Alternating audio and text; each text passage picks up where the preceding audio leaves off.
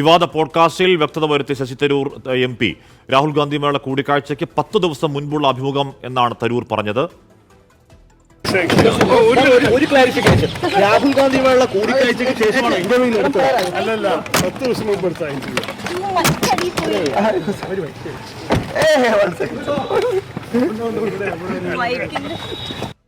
രാഹുൽ ഗാന്ധിയുമായി കൂടിക്കാഴ്ചയ്ക്ക് നാളുകൾക്ക് മുന്നേ എടുത്ത അഭിമുഖമാണെന്ന് സ്ഥിരീകരിക്കുന്നതിൽ ഒരു രാഷ്ട്രീയ പ്രാധാന്യമുണ്ട്. വിനീത,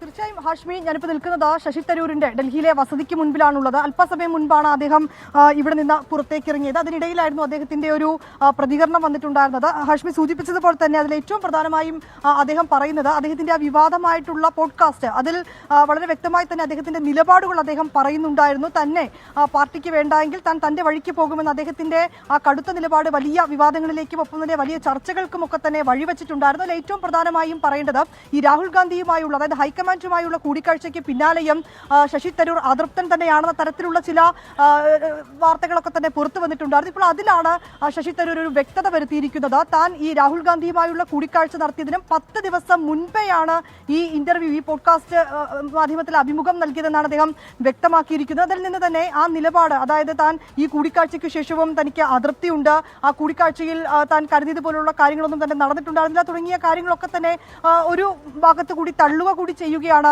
ശശി തരൂർ. അത്തരത്തിലേക്കുള്ള അതൃപ്തി സംബന്ധിച്ചുകൊണ്ടുള്ള കാര്യങ്ങളിലൊന്നും തന്നെ അദ്ദേഹം പ്രതികരിക്കാനും തയ്യാറായിട്ടില്ല. അദ്ദേഹം നൽകുന്ന ഒരേ ഒരു വിശദീകരണം ഈ രാഹുൽ ഗാന്ധിയുമായി നടത്തിയ കൂടിക്കാഴ്ചയ്ക്ക്, ഈ സോണിയാഗാന്ധിയുമൊക്കെ അദ്ദേഹം ഡൽഹിയിലെത്തി കൂടിക്കാഴ്ച നടത്തിയിട്ടുണ്ടായിരുന്നു. ഈ കൂടിക്കാഴ്ചയ്ക്ക് 10 ദിവസം മുൻപാണ് ഇത്തരത്തിലേക്കുള്ളൊരു അഭിമുഖം നൽകിയത് എന്നുള്ളതാണ്.